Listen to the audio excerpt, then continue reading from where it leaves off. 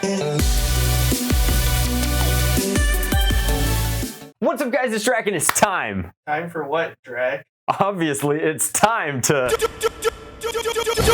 Alright, so that is a next level joke. There's layers to that joke. It's going to take you a while to... Anyway, this is the Nerf Ultra Pharaoh, which is technically just the Ultra 7 with some more bling. What up, it's 2 Chainz. Rage on that beat, going crazy.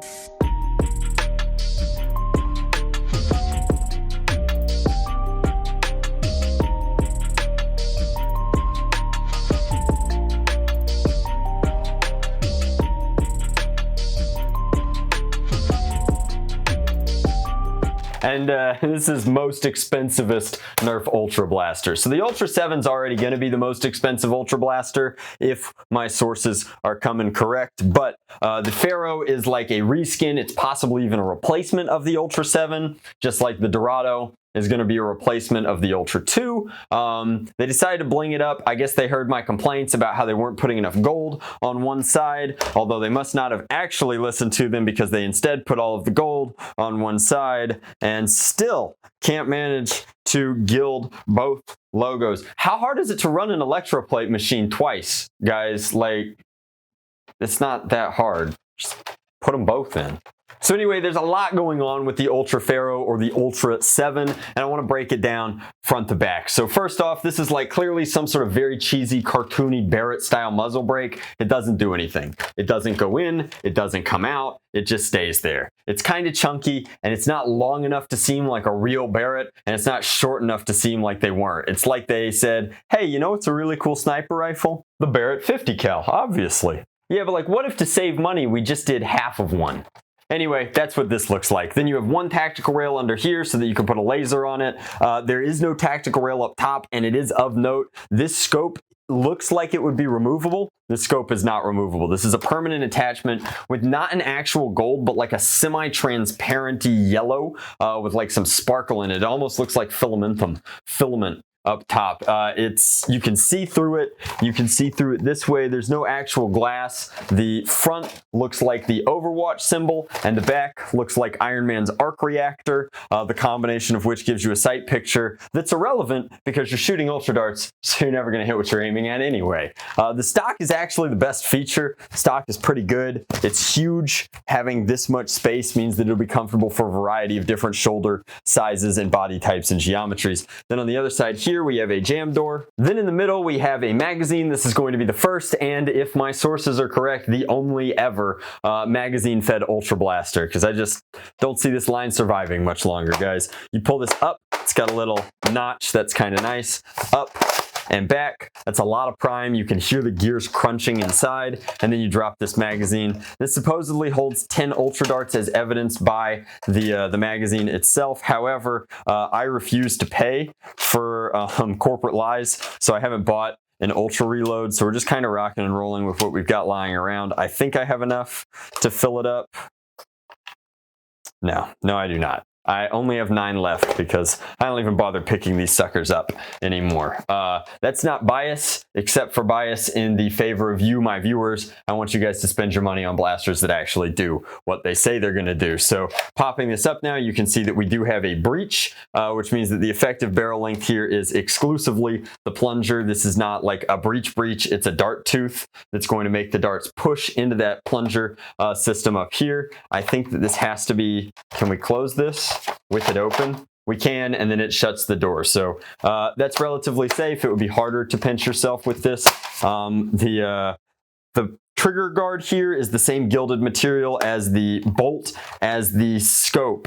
It's a different gold than both the paint and the gilding. So I don't know what Hasbro's doing. Like, just pick a lane. The mag release does happen to be ambidextrous, and the mag itself is of good quality in the same light that like Centurion mags were of good quality. However, what's the point of making a blaster mag fed if you A, don't have an intention of making more magazine fed blasters for it, and B, could have better implemented this with something like an RSCB. It would have been a much smoother, cleaner profile. Also, I just don't understand why you would make a 10-round magazine for a sniper rifle. I'm confused. I'm confused a lot by this blaster, particularly by the price, which if our translations from euros to United States dollars are correct, this guy's going to be 60 United States dollars, if not a little bit more. Let's go ahead and throw this in. Well, that's interesting. Is the mag? Never mind the mag release, guys. You just yank this thing out. It doesn't hold the magazine very well. I wonder if I can't quite shake it out, but it just yoinks with very, very minimal effort. Again, I wouldn't expect to see more mag-fed Ultra Blasters though, so let's prime that forward, pop it down, and it sounds like there's actually a decent amount of power in here. If you recall, the Ultra 3 delivered about 105 to 110 FPS at its extrema, so they're clearly capable of getting these things to rock. You just can't hit anything with them once you're doing it. At least the ergo on this makes more sense, and it's yet to actually hurt me. So this guy we're still afraid of. This guy we have to take outside and put over the chronograph. It just looks like it's not quite cartoonish, it's not quite tactical. It's somewhere in between. Pick a lane. All right, guys, so I'm trying to set my biases aside. The main thing I don't like about the Ultra line is they just keep lying to us in our marketing.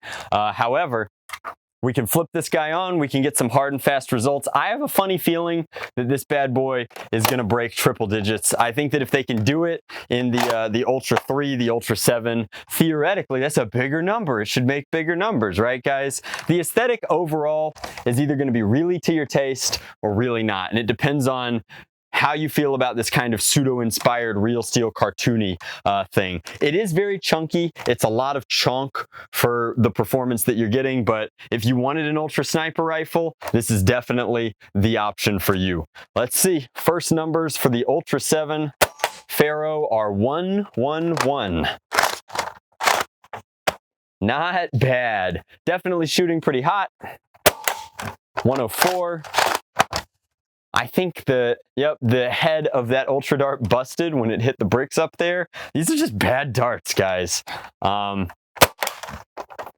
don't shoot these at anything close range. They do not like that. We've got an 89, so 103,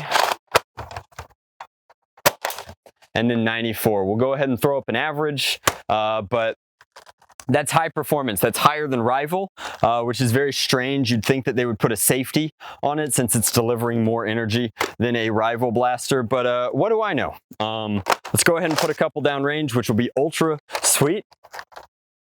Do you guys like that? Do you get the pun there? We've got 4 down here, and hopefully they fly far enough that we never have to see them again. All right, so shoulder shots level. That's about a 50-foot shot. That one went way up and probably broke 90 feet. I don't know if we could ever hit what we're aiming at with this, but we will go ahead and throw a shot down at the tree over yonder. There's a good southernism, and it's 80 feet away. We'll line it up, and we landed short. So that was like a 65, 70-foot shot. And then we careened around it a little bit and then landed short again. So not the highest performance ammo by any stretch of the imagination. Any 50 cal shooter could have very easily hit that tree, and I would know because I've shot it with pretty much all of them at this point. However, if this is to your taste, be on the lookout for the Ultra 7, aka the Ultra Pharaoh, if you need some bling on your thing. But this is definitely not my favorite offering, and again, since I have a platform and I'm trying to be as responsible as I can with it, I just encourage you to leave an honest Amazon review. It seems to be the only way to get the mothership's attention in regards of the performance and how we feel about the marketing and design of Ultra. But if you're going to launch a premium product, make sure that it does premium things. This one is definitely on my Drac don't buy list. Let me know if you disagree in the comment section down below. Happy to have an educated and well-informed debate about it. If you'd like to see just the newest blasters before anybody else, make sure that you smash my subscribe and my bell button. That's going to make sure that you guys are mainlined into my information nexus, which is pretty cool. Make sure that you can make the most informed decisions for your blaster buying out there. But this one's definitely a hard pass. Let me know what you think of it. Much love. Nerf on. Drac out.